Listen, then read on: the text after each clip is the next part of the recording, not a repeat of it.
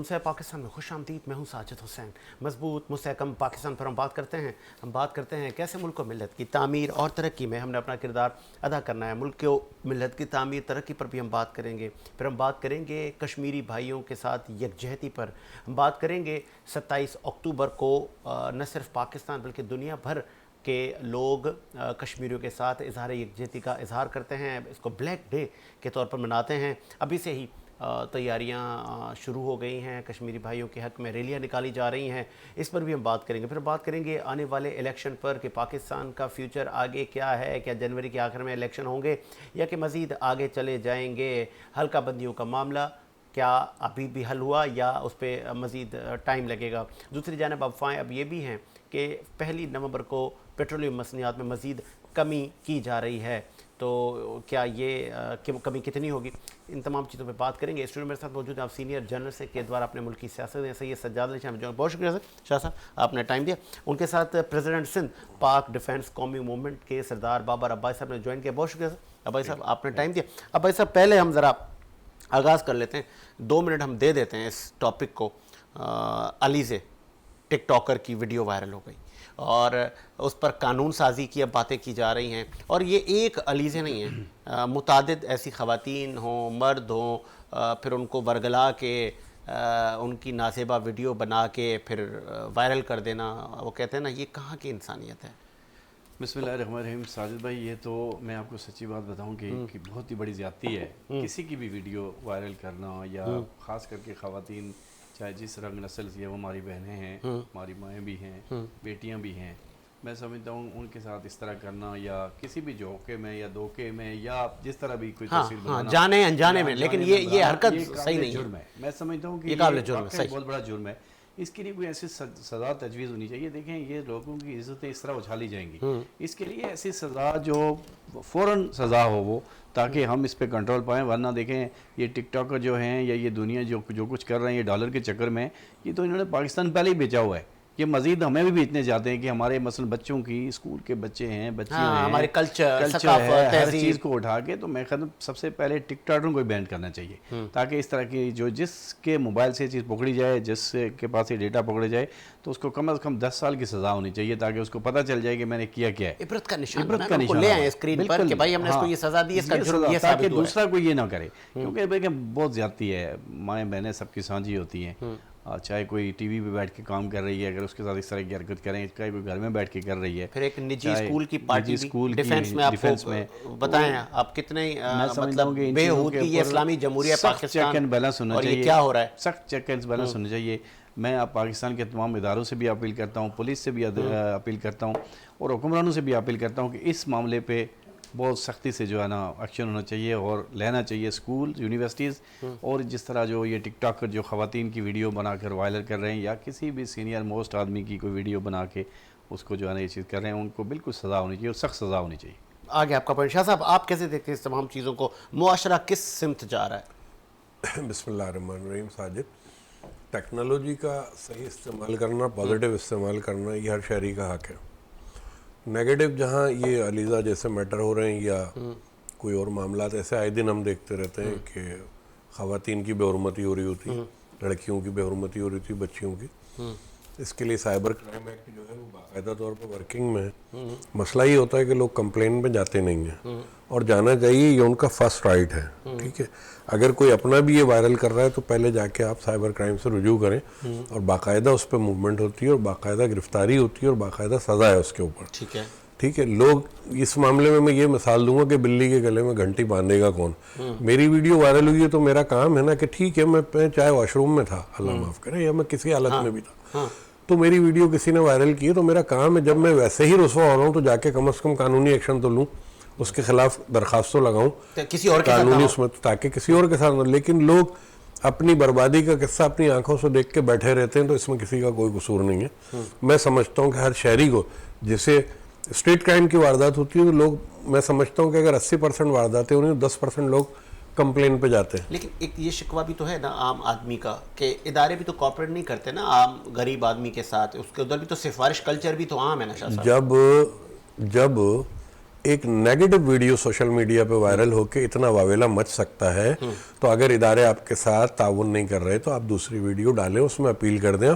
Social media का दौर है, उसको पॉजिटिव इस्तेमाल करें। अगर कोई इदारे आपके साथ ताउन नहीं कर रहे, आप उस तरफ भी आ जाए ना। फिर मतलब एक ही तरफ क्यों जा रहे हैं? सवाल ये पैदा होता है कि नेगेटिव एक्टिविटी अगर इदारे कर रहे हैं तो आप डाल दें उसको सोशल मीडिया पे, वहां से बेनिफिशियरी हो जाएंगे, बेनिफिट मिलेगा आपको। हजारों लोग देख रहे हैं, क्या सरकारी अफसरान नहीं देख रहे, क्या इदारे नहीं देख रहे, रियासत नहीं देख रही, सब देख रहे हैं सोशल मीडिया के मामलात को। तो आप आए ना उधर, बताएंगे मेरे साथ ये ज्यादती हुई है। मीडिया का प्लेटफॉर्म मौजूद है, मीडिया से रब्ता करें। तो चीजें हैं, ऐसी बात नहीं है। लोग अगर आना चाहें और इंसाफ की तलाश में आगे बढ़ना चाहें तो इंसाफ मिलेगा। मेरे भाई, अगर आप सिर्फ तनकीदी करते रहेंगे और कसूरवार इदारों को ठहरा के अपने जुल्म की दास्तान बयान करते रहेंगे तो इस तरह काम नहीं चलेगा। इस तरह काम नहीं चलेगा। अफगान पनाह गुज़ीर का भी बड़ा मसला था, बहुत कम दिन रह गए, कितने लोग जा चुके हैं। अभी भी बहुत सारी फैमिलीज अपना बोरिया बिस्तर बांध के रवाना हो रही है, जा रही हैं। ये पहले हो जाना चाहिए था, और जो अब हो रहा है उसमें 1 नवंबर के बाद क्या ऑपरेशन होगा, क्योंकि टाइम ख़त्म हो जाएगा। टाइम दिया था हुकूमत ने 1 माह का कि आप खुद से चले जाएं। अब भाई साहब जी, मेरे ख्याल में जाना भी चाहिए और काफ़ी तादाद में जा रहे हैं और बिल्कुल जाना चाहिए। मैं समझता हूँ कि ज़ाहिर बात है कि उनका टाइम ख़त्म होने में 2-4 10 दिन 5 दिन बाकी रह गए, इससे ज़्यादा नहीं है। लेकिन मुझे लगता है कि मज़ीद कुछ टाइम ज़रूर दिया जाएगा इनको। अच्छा, एक्सटेंड किया जाएगा कि कोई 8-10 दिन का टाइम जैसे होता है, 15 दिन का टाइम अगर दें। लेकिन सब लोगों को, हमें भी फ़र्ज़ है कि जो इस तरह यहाँ पे गैर कानूनी तौर पे छुपा के अपना अभी भी रह रहे हैं, उनको पॉइंट आउट करें, उनको अपने देखें, उनको अपने मुल्क भी आना चाहिए। हमने उनको बड़ा वक्त बना दिया पाकिस्तान। अच्छा, एक अहम पॉइंट है। एक है अफगान पनाह गुज़ीर, एक है बंगाली, एक है बर्मी, जो दीगर हैं, क्या वो भी सब जा रहे हैं या सिर्फ ये ऑपरेशन पर्टिकुलरली अफगानियों पे हो रहा है? उस तरह से कि आप देखें बंगालियों का अब तो मेरे ख्याल में यहाँ से काफ़ी हद तक जा चुके हैं, इसी के हमसे ज़्यादा स्ट्रांग हो गए हैं, उनकी मैशत अच्छी हो रही है, तो सारा कुछ अच्छा है। तो अगर देखें, एक बात देखें, बात याद रखें कि जो लोग बहुत पुराने यहाँ सेटल हो चुके हैं, जिस तरह पहले आया था कि बहुत लोग जो सेटल हो गए हैं, जिनके शनाख्ती कार्ड भी हो गया, सब कुछ हो गया जिनके, तो मेरे ख्याल में वो तो चलो ठीक है। लेकिन जो लोग इस तरह छुप छुपा के पाकिस्तान में रह रहे हैं, उनके लिए सख्त कानून होना चाहिए। उनको जो टाइम मिला उस टाइम फ्रेम में जाना चाहिए। अगर कोई नहीं जाता, पकड़ा जाता है, तो फिर उसके साथ जो जिस तरह दूसरे मुल्कों में होता है, जिस तरह पाकिस्तानियों को पकड़ कर डिपोर्ट किया जाता है, इस तरह किया जाए, उसकी जायदाद दोबारा जब्त करें। और मैं समझता हूँ अभी भी देखें, मैं वही बात होती है जिस तरह होता है कि हमें भी, हुकूम को भी इस चीज़ का साथ देना पड़ेगा, हुकूमत का भी साथ देना पड़ेगा, इदारों को भी साथ। जहाँ पर ये छुपाए हैं, कल तक ये हमारे मुल्क में दोबारा इनका, क्योंकि मैं तो वादिया कहता हूँ कि इन्होंने जितना हमें नुकसान पहुँचाया ना, किसी दुनिया के मुल्क ने हमें इतना नुकसान नहीं पहुँचाया जितना हमने इनको, इतना अपना पेट काट कर इनको हमने दिया, सब कुछ दिया। लेकिन इन्होंने कभी हमारे मैच देखें, हमारी हर चीज़ देखें, तो हमें खून के दुश्मन है ये। वहाँ जाकर इंडिया के जो है ना वो गाने गाते हैं, उनके साथ जो है हमारे हमें बदनाम कर रहे हैं, जिन्होंने हमने इनके लिए क्या नहीं किया। तो हमने कोई ठेका तो नहीं लिया ना इनकी बदमाशी नहीं लिया। इनकी बदमाशियों पे हमारे लोगों पे ये हावी होते, 2 नंबर काम करने में, हर तरह की भीख मांगने में। इनके छोटे छोटे बच्चों को देखें, वो भीख मांग रहे हैं, कचरा चुन रहे हैं, और उनके साथ अगर पाकिस्तान की बात करें तो ये नमक हरामी वाली बात करते हैं। आपके वजूद को तस्लीम नहीं करते, तो फिर हम क्यों उनको तस्लीम करें? जाए यहाँ से, हमारा मुल्क छोड़े, हमने बहुत कर दिया। हम इससे खुद क्राइसिस में, हम चाहते हैं हमारा मुल्क अच्छा हो, हमारे मुल्क से इस तरह की तमाम चीज़ें खत्म होनी चाहिए, ताकि ये मुल्क के लोग, जो हर एक्शन का एक रिएक्शन होता है। अफगानिस्तान में भी बहुत सारे पाकिस्तानी मौजूद हैं जो कि किसी भी वजूहत से वहाँ पे हैं, भले आटे में नमक के बराबर ही। अफवाहें ये है, ज़रा ये बता रहे हैं, उनके साथ वहाँ नारवा सलूक अभी से स्टार्ट हो गया। बिल्कुल हो गया सर। आप पीछे देखें ना, वो पाकिस्तान का झंडा बर्दाश्त नहीं करते वहाँ पे। ये हमारे यहाँ अभी देखें ना, यहाँ हमारे यहाँ झंडे लहराते हैं, सुप्रीम कोर्ट में देख लें, सदर में देखें, ये अपने झंडे लहरा के हमें दिखाते हैं। फिर हमारी शराफत है पाकिस्तानियों की कि हम इनको बर्दाश्त कर रहे हैं। और ये बड़ापन था पाकिस्तान का। मैं समझता हूँ कि पाकिस्तानी कौम का बड़ापन था कि उन्होंने अपने ऊपर मुसल्लत किया। बहुत पहले एक्शन लेना चाहिए था। देखें, इन्होंने हमें मनशियात में डाला, सूद में डाला, कब्जों में डाला, हमारे नौजवानों को क्या क्या तरीके नहीं इन्होंने बताए।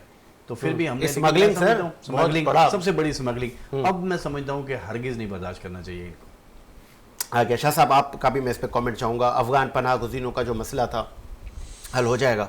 जी साजिद, मेरी इत्तलात के मुताबिक इस वक्त जो है वो मिनिमम 250 फैमिलीज़ पर डे और मैक्सिमम जो है 300 फैमिलीज़ पर डे जो है वो वापसी की जानिब रवां दवा है। बड़ी तेज़ी से इस पे काम हो रहा है। हुकूमत पाकिस्तान बहुत संजीदा है इस मामले पे, निगरान गवर्नमेंट भी पूरी तरह जो है वो फोकस किए हुए मामले को, और आज जो है वो इस्लामाबाद में भी इस हवाले से एक मामलात हुए, मीटिंग रखी गई, इजलास हुआ बाकायदा तौर पर, क्योंकि कई पाकिस्तानी जो है सऊदी अरब में जो है वो गिरफ़्तार हुए और उनके पास से जो पासपोर्ट और NICs निकले वो अफ़गानी लोग थे, जाली पासपोर्ट, जाली शनाख्ती कार्ड थे। तो इस हवाले से हमारे इदारों पे भी एक सवालिया निशान बन गया, तो उस हवाले से भी इन्वेस्टिगेशन शुरू हो गई है। और जहाँ तक ताल्लुक़ है अफ़गानियों के यहाँ से जाने का या ना जाने का, तो ये मैं आपको यहाँ बताता चलूँ बड़े वाज़े तौर पे कि इतनी बड़ी तादाद में ये पनाह गुज़ीन यहाँ पे मौजूद हैं और आर्मी एक्ट के तहत मुकदमात भी हो रहे हैं, इनकी रवानगी भी कराई जा रही है और आगे भी ये सख्ती होगी। तो आया कि इतनी बड़ी तादाद में ये लोग क्यों आए थे? इनको पनाह गुज़ीनों को यहाँ इंसानी हमदर्दी के तहत जगह दी गई थी। जितने भी इस्लामी ममालिक हैं हमारी नज़र में सब एक जैसे हैं और हम अमन के पैरोकार हैं, हमारा मुल्क अमन का पैरोकार है। हम अपने इस्लामी ममालिक को कदर की निगाह से देखते हैं। अफ़गानिस्तान भी हमारा पड़ोसी है और पड़ोसी तकलीफ दे नहीं होता, बायसे राहत होना चाहिए। ठीक है। अब मसला इस वक्त ये आ रहा है कि ये इतनी बड़ी तादाद में, लाखों की तादाद में अफ़गानी इस वक्त जो है पाकिस्तान अफोर्ड भी नहीं कर सकता, और जितना कर सकते थे ताउन हमने किया, हमारी हुकूमत ने भी किया, हमारे लोगों ने भी किया, अकोमोडेट किया इनको, इनके साथ रहे, मिले जुले, लेकिन बुराइयाँ ज़्यादा फैली। अच्छा, अब यहाँ सिचुएशन ये है कि इनमें मैक्सिमम लोग वो भी हैं जो नेगेटिव एक्टिविटीज़ के अंदर इन्वॉल्वमेंट रखते हैं, जिसमें मुंशियात फरोशी या दीगर नेगेटिव एक्टिविटीज़ आ जाती हैं जो माशरे के लिए भी नुकसानदेह, मुल्क के लिए भी नुकसानदेह। तो ये बड़ा इस वक्त ज़रूरी अमल था कि इनकी जो है वो वापसी को। इंटरनेशनल इदारे भी बड़ी कवरेज दे रहे हैं, कुछ रिपोर्ट्स चाहे हो रही हैं BBC पे, वॉइस ऑफ अमेरिका पे, दीगर पे। बहुत सारे अफ़गान पनाहगुज़ीन एक शिकवा करते नज़र आ रहे हैं कि हम अपनी जान बचा के पाकिस्तान आए थे। जब वहाँ पे नई तालिबान हुकूमत अमारत इस्लामी आई, मजहबी मामलात हैं हमारे, उनका इशारा तशय्युई लोगों की तरफ था कि हमारी वहाँ नस्ल कुशी होती है तो हम कहाँ जाएं। तो फिर वो एक ह्यूमन राइट्स का जो मामला है वो तो नहीं आड़े आए। साजिद, वो बात नहीं है। अगर सच्चाई को देखा जाए, सोशल मीडिया एक्टिविटीज़ की मैं बात नहीं कर रहा, जो ट्रू असल खबर होती है उस पर हमें आना चाहिए। करज़ई दौर में जो लोग वहाँ एक्टिव थे वो किन के हवारी थे ये सबको पता है। ठीक है, कई साल वहाँ पे नेटो फोर्सेस ने जो है मेहनत करके देख लिया, अफगानिस्तान का कंट्रोल नहीं ले सके, बड़ा नुकसान उठाया। ठीक है, हालांकि पाकिस्तान ने काफ़ी हद तक जो है वो साथ दिया कि अमन व अमान रहे, अमन व अमान के को मुकद्दम रखते हुए। लेकिन करज़ई हुकूमत जब ख़त्म हुई है और ये दोबारा चेंज आया और ये नाकाम लौटी हैं वहाँ से नेटो फोर्सेस, तो उस वक्त भी बहुत से लोग जान बचा के इस तरफ आए क्योंकि वो पैरोकार किसी और के थे। देखिए, अफगान गवर्नमेंट जो है वो वहाँ एक इस्लामी निज़ाम के तहत चलाने की कोशिश की जा रही है और चलाया जा रहा है। वहाँ ऐसे लोगों की कोई गुंजाइश नहीं है जो कि बिल्कुल मॉडर्नाइज हों या जासूसी के ज़मरे में आते हों या फिर नुक्से अमन का ख़तरा बने। तो इनके यहाँ जो एक तर्ज है, जो ट्रेडिशन है, वो भी हम देख रहे हैं कि इनके यहाँ माफ़ी नहीं, इनके इंतकामी कार्रवाइयाँ होती हैं, बदला लिया जाता है, बदले का अमल बड़ा सख्त है इनके यहाँ। तो ये खौफ इनके अंदर है कि हम वहाँ जाएंगे तो हमें मार दिया जाएगा। तो ये अपने डिफेंस में इश्यूज बना रहे हैं कि मजहबी इशू बना दो, लिसानियत का, कौमियत का। ये चीज़ें मैं नहीं मानता, मेरी ज़ात से ये हटके हैं। मैं सिर्फ ये जानता हूँ कि जो जिसने बोया है वो काटेगा। सही, आगे आपका पॉइंट है। अब जो पाकिस्तान आएगा वो गैर कानूनी नहीं आएगा, अब वो वीज़ा लेकर आएगा। आगे बढ़ाते हैं सिलसिले को, नेक्स्ट स्टोरी पे आते हैं। भाई साहब, मुल्क में इलेक्शन जनवरी में होते हुए नज़र आ रहे हैं। हर आम आदमी का ये सवाल है। पेट्रोल प्राइसेस भी सुनने में आ रहा है नवंबर में कम होंगे मज़ीद। क्या वाकई ये सही खबरें हैं? देखिए साजिद भाई, पहले तो आ जाते हैं इलेक्शन पे। देखें, इलेक्शन सारी बात है होने चाहिए, मैंने पहले भी कहा था, लेकिन हर आदमी कह रहा होना चाहिए और जनवरी पॉसिबल नहीं है। अच्छा, बिल्कुल नहीं होंगे। देखें, आप भी देखें, अगर कोई ज़बरदस्ती वाली बात है, अलग बात है, इसलिए पॉसिबल नहीं है कि मैंने आपको पहले ही कहा था कि जनवरी का महीना ऐसा होता है कि आप मतलब जितने भी शुमाली ज़्यादा इलाकाते हैं, पहाड़ी इलाके हैं, वहाँ बर्फ़बारी, बारिश है, सर्दी, रास्ते ब्लॉक होते हैं, तो कैसे इलेक्शन होंगे? ठीक है, आप इन चीज़ों को, फिर पंजाब के अंदर आप देखें धुंध होती है, पूरी उस वक्त धुंध छाई रहती है, रोडें ब्लॉक होती हैं, सारी चीज़ें होती हैं। मैंने आपको पहले भी प्रोग्राम में यहाँ कहा था कि इलेक्शन मुझे जो नज़र आता है, ये जाते हुए नज़र आ रहे थे, वो फरवरी, मार्च, अप्रैल में हो सकते हैं, क्योंकि अच्छा मौसम भी होता है और ज़्यादा बेहतर है कि 1-2 महीने आगे चले जाएं। लेकिन जाहिर बात है बीच में सनद है या बहुत सारी मुश्किलात हैं, लेकिन कोई ना कोई हल तो निकाला जाएगा। इसके लिए कोई ना कोई हल तो निकाला जाएगा। लेकिन आधे मुल्क को आप छोड़ तो नहीं सकते ना। गिलगित बल्चिस्तान है, मसलन इसी तरह जो है ना आप मरी चले जाएं, अब्टाबाद चले जाएं, फिर आगे जो जितने भी जो और दूसरे इलाके वहाँ तूफ़ान बर्फ़ होती है। ये चीज़ें जो है ना सारी इनको जो है ना मैं समझता हूँ कि इसलिए इलेक्शन आगे चले जाएं। देखें, सबसे पहली बात है, हमने जिस तरह अभी आपने कहा कि पेट्रोल, उम्मीद है कि इंशाल्लाह पेट्रोल मज़ीद सस्ता होगा और पेट्रोल सस्ता हो, अगर लोगों को रिलीफ सही अच्छी मिल रही है तो इलेक्शन अगर 2 महीने 3 महीने अगर डिले हो जाते हैं, अगर मुल्क अच्छी स्मित में जाते हैं, तो मैं समझता हूँ सारी सियासियों को बैठ कर इसके अंदर राय अपना जो ना राय पैदा करनी चाहिए कि सबसे पहले मुल्क है।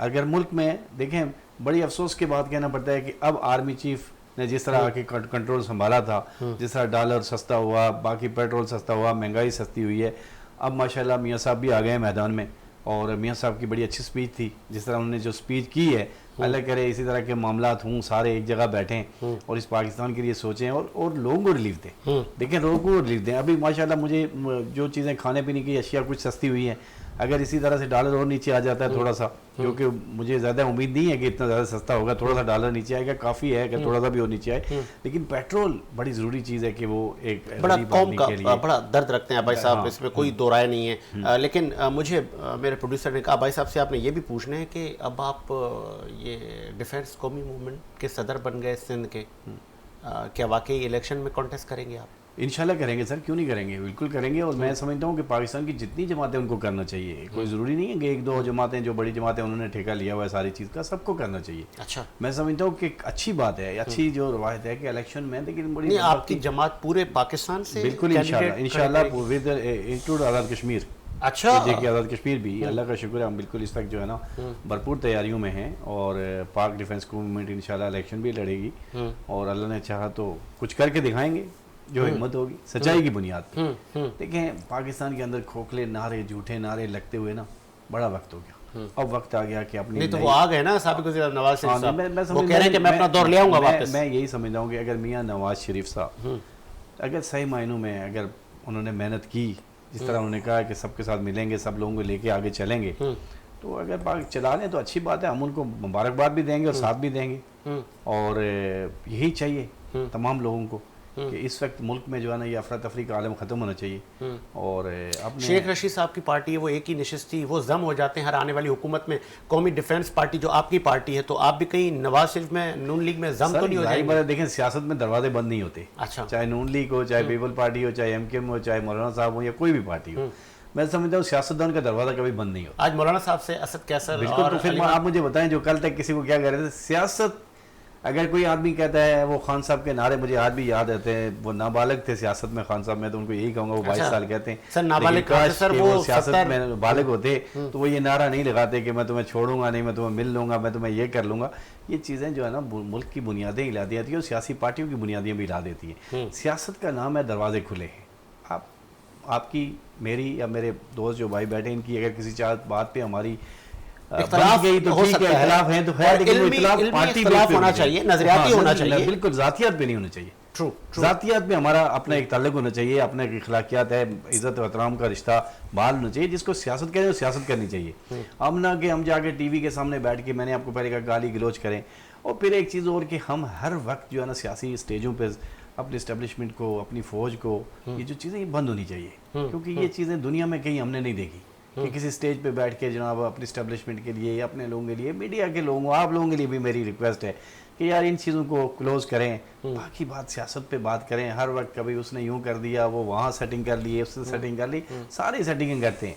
लेकिन ये चीज़ें हमें कुछ ना कुछ, अब आने वाला वक्त नौजवान नस्ल का है, हमें नौजवान नस्ल को कोई ऐसा राय और एक मशवरा देना चाहिए। पीछे प्रोग्राम में आपने कहा था कि पाकिस्तान छोड़ कर जा रहे हैं, हमें कोई ऐसा रास्ता निकालना चाहिए कि हमारा नौजवान बाहर ना जाए। हमारे नौजवान के लिए यहाँ खूबसूरत मुल्क है।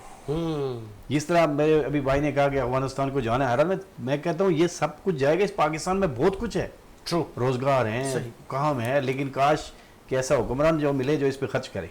1 करोड़ के ऊपर अगर 5 लाख खर्च करेगा तो फिर तरक्की नहीं होगी। साबिक वज़ीर आज़म नवाज शरीफ साहब आपको वज़ीर आज़म बनते नजर आ रहे हैं? बिल्कुल आ रहे हैं जी, आ रहे हैं जी सर। इसका मतलब पीपल्स पार्टी सही कह रही है, ये मैच फिक्स हो गया है? वज़ीर आज़म हैं सर, मैच फिक्स है। अब अगले प्रोग्राम में बात कर लेंगे। सरदार अब्बासी साहब लाइव शो में मना कर गए कि मैच फिक्स नहीं है, इसका मतलब मैच फिक्स हो गया है? सर कुछ भी हो सकता है इस मुल्क में। अब भाई साहब उनके गुनाह थे, वो कन्विक्टेड थे, वो इश्तेहारी थे, अदालतों से रिलीफ। लेकिन अब आप कह रहे हैं वजीर आजम भी बनते हुए नजर आ रहे हैं आपको। सर तो यहाँ क्या हो गया, जेल से ही तो बंदा, यही तो बड़ी बदबख्ती है, जेल से बंदा वजीर आजम बनता है, वजीर आजम से लंदन दुबई तो जाता नहीं है। बनना चाहिए ना, इसका मतलब बनना चाहिए, बनना चाहिए। चले जी, बनना चाहिए। शाह साहब, आपको नवाजी साहब वजीर आजम बनते हुए नजर आ रहे हैं। बन के रहेंगे, नहीं हुई तो नहीं बनेंगे। चले चले चले, शाह साहब आपको बनते हुए नजर आ रहे हैं, और आपको क्या लग रहा है कि वाकई ये इलेक्शन जिस तरह आप कह रहे हैं भाई साहब, ये मार्च अप्रैल तक जाएंगे?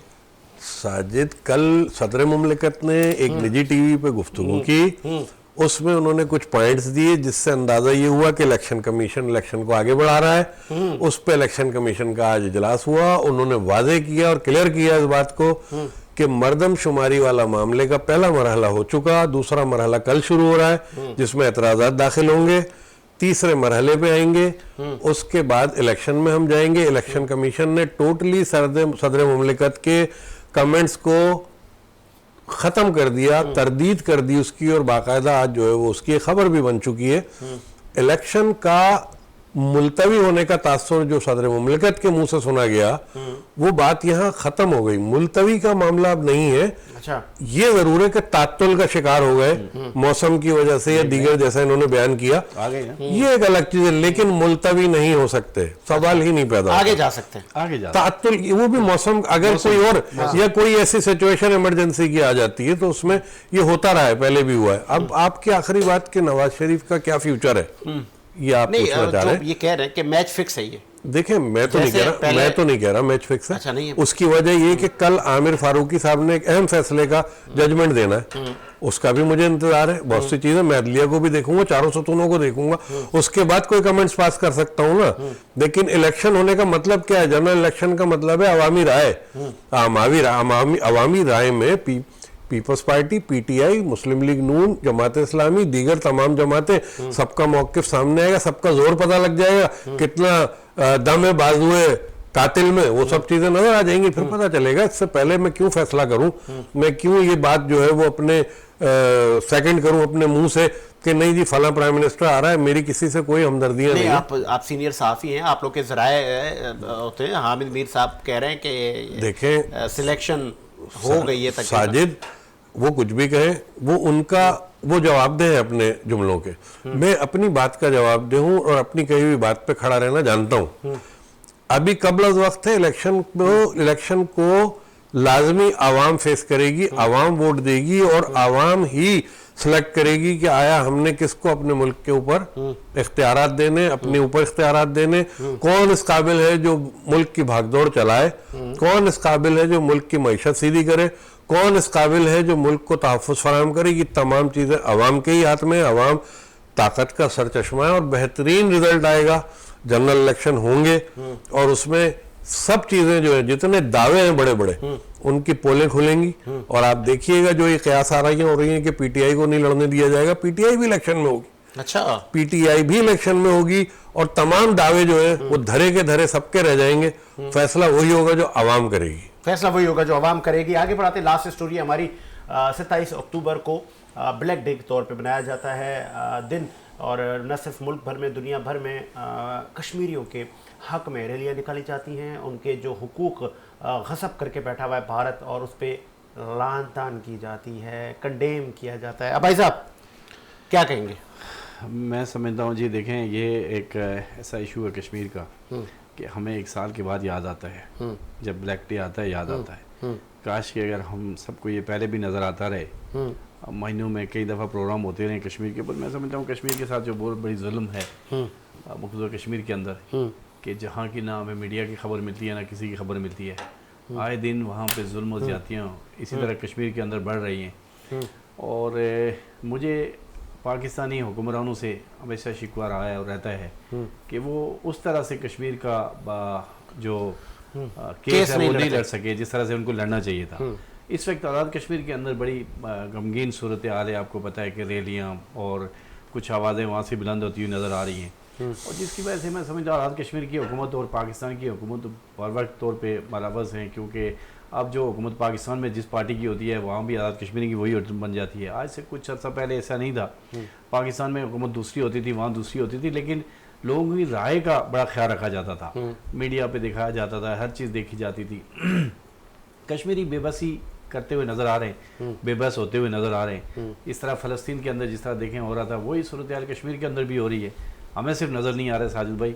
और कश्मीर पाकिस्तान की एक वो शारक है कि जिस तरह से आपको खुद पता है कि आज़ाद कश्मीर का ख़ित्ता जो पाकिस्तान के पास है वो बड़ा कीमती है, बड़ा एक असासा है पाकिस्तान के। आज़ाद कब करना है हमने जी, हमने कब कश्मीरी भाइयों को हुकूक दिलाने हैं के लिए कब ये अगरचे हम मैं समझता हूँ कि जिस तरह से हम इसका केस लड़ रहे हैं तो हमें तो कई सदियां आज़ाद होते हुए नज़र नहीं आ रहा है। हाँ, और अगर सही मायनों में हम इसका वो जो हमारे बड़े कहते हैं कि हम दिल्ली में जाके झंडा लगाएंगे, बिल्कुल। अगर देखें, मैं आपको वही बात बताऊं कि फिर बात कहीं से कहीं निकल जाती है।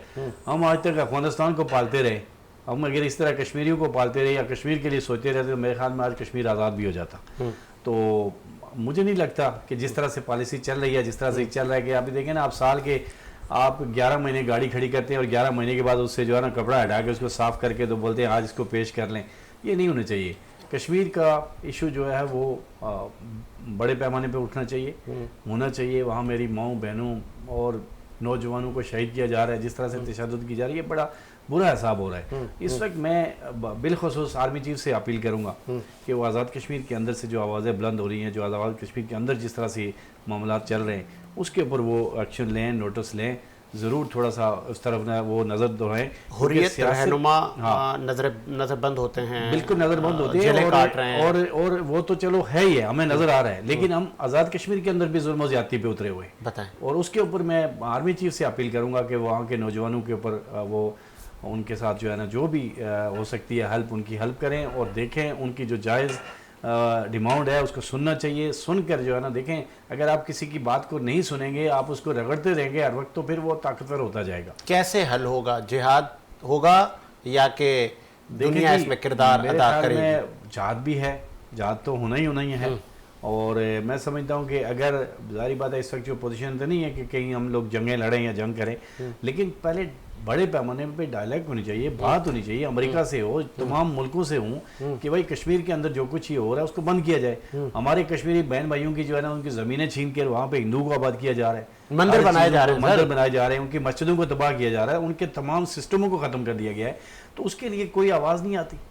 हम टीवी पे रोज़ाना कुछ ना कुछ लेके बैठे रहते हैं। मैं समझता हूँ इसके ऊपर इशू होना चाहिए। हमारा वज़ीर ख़ारजा जो होता है उसको पता ही नहीं होता, वो कश्मीर एक दिन जाएगा, वो असम्बली में तकरीर करेगा, जी कश्मीर हमारा है, आज़ाद कर दो, वो कहेंगे ठीक है तुम्हारे, अगले 10 साल बाद देखेंगे। तो भाई आप इस्लामी ममलिकत के पास जाएँ, आप जो है ना दुनिया के मुल्कों के पास जाएँ। इंडिया एक दहशतगर्द मुल्क है जिसने कश्मीर पे कब्ज़ा किया हुआ है, कब्ज़ा करके उन कश्मीरियों के साथ जो जुल्म ज़्यादती कर रहा है उसके लिए आवाज़ उठाएं।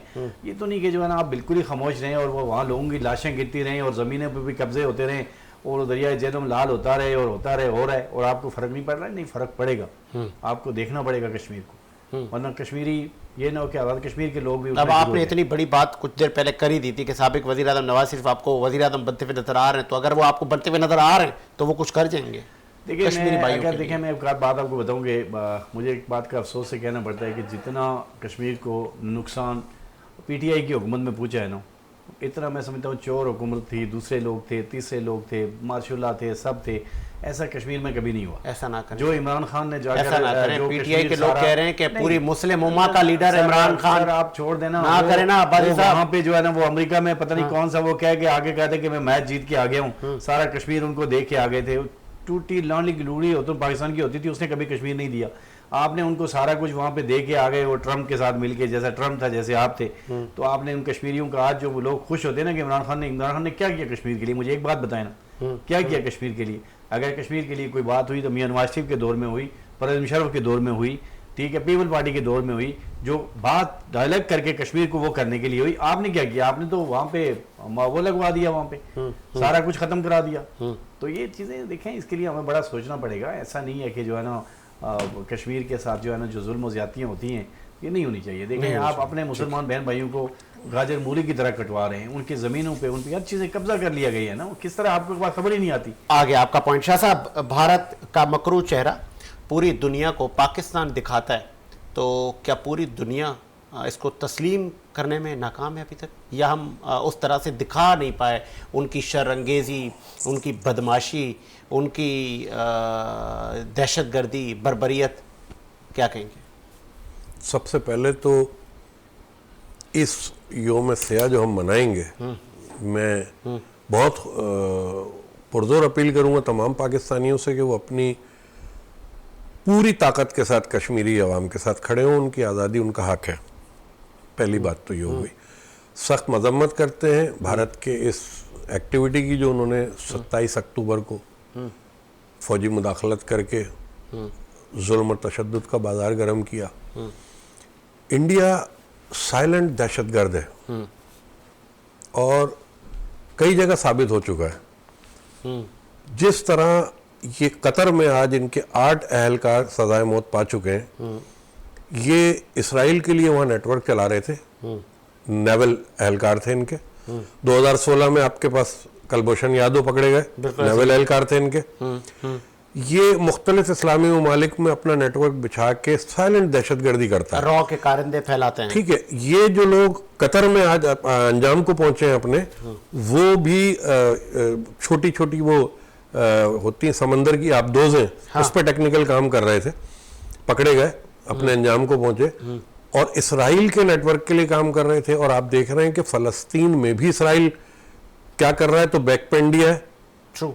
कश्मीर में बैक पे इंडिया है। तो इंडिया साइलेंट दहशतगर्द है जो दूसरे ममालिक की पीठ पे चढ़ के मुस्लिम कंट्रीज के खिलाफ मुस्तकिल काम कर रहा है। मुस्तकिल जो है पाकिस्तानी मीडिया और पाकिस्तान के हमारे दिलेर जवान सोशल मीडिया पे भी ये चीज़ें चलाते रहते हैं और इंडिया का असल चेहरा दिखाते हैं, लेकिन मानने को तैयार नहीं है। वो तो उन लोगों को, जो मुट्ठी भर लोग जो अपने हक के लिए निकले, 23 लाख मुसलमानों की जगह फ़लस्तीन, लाखों मुसलमानों की जगह कश्मीर, वहां से किसी ने सर उठाया, उसको फांसी दे दी ले जाके। बताएं।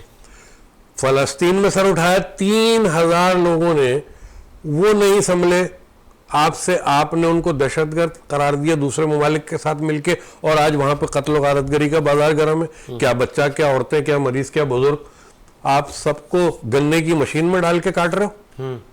ये कौन सा तरीकाकार है बर्बरियत का। अभी इन्होंने एक बात की कि हमारे आज़ाद कश्मीर में कुछ लोग आवाज उठा रहे हैं। कितने अच्छे हमारे पाकिस्तानी हैं कि इनको एहसास है कि आज़ाद कश्मीर में किसी के साथ ज्यादती हो रही है। वो ज्यादती इन तक इसलिए पहुंच गई कि हमारा सोशल मीडिया आज़ाद है, हमने वहाँ नेटवर्क बंद नहीं किया, हमने वहाँ वाईफाई बंद नहीं किया, हमने इजहार आज़ादी राय का हक नहीं छीना। कश्मीर, जम्मू, मकबूजा कश्मीर को क्यों इस हालत में रखा हुआ इंडिया ने? खोल देना सब चीजें, पूरी दुनिया को पता लगेगा क्या हो रहा है, फिर उनके लिए भी कोई इन जैसे आवाज उठाएंगे जिन्होंने आज ये बात करके वाजे किया कि हमारे पास जो कश्मीर आ रहा है, हमारी हुदूद में, वहां आजादी तो है, बिल्कुल है। वहां लोगों के मजालिम, कोई जुल्म हो रहा है, किसी के साथ ज्यादती हो रही है, किसी के साथ भला हो रहा है, नजर तो आ रहा है हमें। क्यों इन्होंने मकबूजा कश्मीर का ये हाल किया कि उनकी तमाम आजादियों के साथ ये आजादी भी छीन ली कि वो अपना शिकवा भी नहीं कर सकते। तो इंडिया साइलेंट दहशतगर्द है, बड़ी खामोशी से काम करता है, पूरी दुनिया को नजर आ रहा है। अगर दुनिया इस बात को माने या ना माने, एक दिन मानना पड़ेगा। जिस तरह 3000 लोग हमास के निकल पड़े इतनी बड़ी ताकत के आगे, एक दिन कश्मीरी भी निकल के दिल्ली में बैठ जाएंगे। साजिद, ये आज को मैं आपको बता रहा हूं कि एक दिन ये दिन इंडिया को देखना पड़ेगा, और उस वक्त भी इंडिया के अलावा पीछे पाकिस्तान है। लेकिन ऐसा नहीं है, हकीकत ये है कहीं ऐसा कि ना वो हो, मुजाहिदीन पहुंच जाएंगे दिल्ली। ऐसा ना हो कि वो खालिस्तान वाले भी उनके साथ मिल जाएं। बिल्कुल हो सकता है, पॉसिबल है, वो सिख भी उनके मजालिम कुछ भी से मुमकिन है, कुछ भी मुमकिन है। अब भी वहाँ पे वो कश्मीरियों को देखकर उनकी फोर्सेस जो है, उनकी जान निकल जाती है, वो भागते हैं। लेकिन जाहिर बात है, जाते लोगों के पास क्या है हाथ में, छुरी, चाकू, कुल्हाड़ी। लास्ट में शाह साहब क्या मैसेज देना चाहेंगे दहशतगर्द रियासत भारत को? मैं तो अभी भी यही कहूंगा कि पाकिस्तान अमन का पैरोकार है, हमेशा अमन का पैगाम देता है। हम आज भी कहते हैं कि पुरअमन ममालिक के साथ मिलकर पुरअमन जद्दोजहद को आगे बढ़ाएं। इलेक्शन वहां भी होने वाले हैं, मुझे पता है कि चाय वाली हुकूमत खत्म हो जाएगी, चाय बेचने वाला हट जाएगा। खातून को लेके भी बड़े चर्चे हैं 2 माह से, सीमा हैदर के मुताल्लिक शर्म होती है, कोई हया अगर आप मुझसे पूछते हैं सीमा हैदर के मुताल्लिक, तो ये वो इंडिया है जो एक कबूतर आ जाए तो उनकी फोर्सेस चौकन्ना हो जाती है। वो 4 बच्चों के साथ एक औरत को लेके बैठ गई, तो उनके लिए सवालिया निशान है कि मालूमात तो करे, अल्लाह खैर करे क्या होने जा रहा है। करते भी हैं सर, करते भी हैं कि डरते भी हैं, मरते भी हैं कि ये क्या है। पूरा मीडिया सर उस खातून पे लगा हुआ है, बिल्कुल लगा, और इसीलिए लगा हुआ है कि आपने घर कैसे बनाया, आप यहाँ पे कपड़े कैसे सुखाते हैं। एक बात और बता दूं, अच्छा वो ट्रैक टूट जाएगा थोड़ा सा। कहते हैं ये अपने मीडिया पे बार बार पाकिस्तान को भिखारी, तो फलाना, तो इनकी सोशल मीडिया एक्टिविटीज। आप मुझे ये बताएं, एक बंदा सऊदी अरब में था जिसका शौहर था इस लड़की का, हाँ। वो 4 साल से वहां था और अच्छी कमाइयां भेज रहा था। इस औरत ने घर बनाया था, बिल्कुल ऐसे ही, घर भी लेकर दिया था। ये लड़की वहां जाती है तो 4 बच्चों के साथ लोगों से चंदा करके, ये टिकटॉक वगैरह के ऊपर और यूट्यूब पे भीख मांग के लोगों से कि मेरी मदद करो, एक टूटा फूटा कमरा बनाती है और एक ऐसी फैमिली में जाती है जिसका बाप कुम्हार था। बिल्कुल ऐसे ही। ठीक है, वहां मतलब इसको वहां पे एक कमरा बनाने के लिए लोगों के चंदे की जरूरत है। इंडियन कॉमन मैन इंडियन मदद कर रहा है, तो इसका मतलब ये हुआ कि भिखारी तो आप हैं। अगर भिखारी यहाँ वो लड़की होती तो यहाँ अपना घर नहीं होता। 22 लाख रुपए लेके नहीं जाती सर, 22 लाख रुपए लेके निकली है वो यहाँ से, पासपोर्ट बनाए, सब कुछ किया है। इनको तो पूरी ये जिस तरह इनकी एजेंसी वो इंक्वायरी कर रही है, ठीक है, इंतहा देखिए, इनकी एजेंसी इंक्वायरियां कर रही हैं लेकिन पहुंच नहीं सकी हैं। अच्छा। नतीजे के ऊपर किसी, जब ये मीडिया पीछे लगा हुआ है, अगर वो किसी नतीजे पे पहुंच चुकी होती कि आया इसके पीछे क्या राज है और क्या मामलात है, पूरी तरह पहुंच चुकी होती तो मीडिया हट चुका होता। वकील एपी सिंह जो है वो बार बार उनको समझा रहा है कि आप मीडिया पे बात नहीं करें, मेरी क्लाइंट है, मेरी बहन है। एपी सिंह देखते हैं कितना आगे तक जाते हैं। लेकिन लास्ट में सर आप क्या मैसेज देना चाहेंगे दहशतगर्द रियासत भारत को के जो उनके रवैयों से, जो उनकी बर्बरियत से हमारे कश्मीरी माएँ बहनें, पूरा कश्मीर मकबूजा परेशान है और फिर वो एक सीमा हैदर को लेकर उनका पूरा मीडिया तड़प रहा है? इंशाल्लाह एक दिन ऐसा आने वाला है कि कश्मीर और पाकिस्तान मिलकर इंडिया को भयानक शिकस्त देंगे और वक्त दूर नहीं है। इंशाल्लाह इंडिया जितना मर्जी भी कर ले, इंशाल्लाह मेरी अफवाज के साथ, मेरे मुजाहिदीन और मेरे नौजवानों के साथ वो नहीं टकरा सकता। जिस तरह मेरे भाई ने कहा कि वो एक आलमी दहशतगर्द है, वो दहशतगर्दी छुप छुपा के कर रहा है, लेकिन कब तक? जिस तरह इन्होंने कहा कि 3000 लोग, तो इंशाल्लाह इसी तरह 3000 लोग कश्मीर से भी निकलेंगे और दिल्ली को जो है ना फतह करेंगे इंशाल्लाह, मेरे रब ने चाहा। और इंशाल्लाह अल्लाह ताला पाकिस्तान को सलामत रखे और अल्लाह ताला जो कश्मीरी मेरे बहन भाई हैं उनको भी अल्लाह ताला हिम्मत और जज्बा दे कि वो पाकिस्तान का साथ हमेशा देते रहें। कश्मीर बनेगा पाकिस्तान का नारा हमेशा गूंजता रहे और इंशाल्लाह जिससे इंडिया को बड़ी तकलीफ है, आमीन, कश्मीर बनेगा पाकिस्तान का नारा जो इंडिया को बड़ी तकलीफ है, आमीन। चले जी, आमीन। इंशाल्लाह इसी उम्मीद के साथ मेरा मुल्क शादो आबाद रहे, इसी उम्मीद के साथ कि कश्मीर बनेगा पाकिस्तान। मुझे साजिद हुसैन को इजाजत दीजिए, मुलाकात होगी नए प्रोग्राम के साथ। अल्लाह हाफ़िज़। Thank you.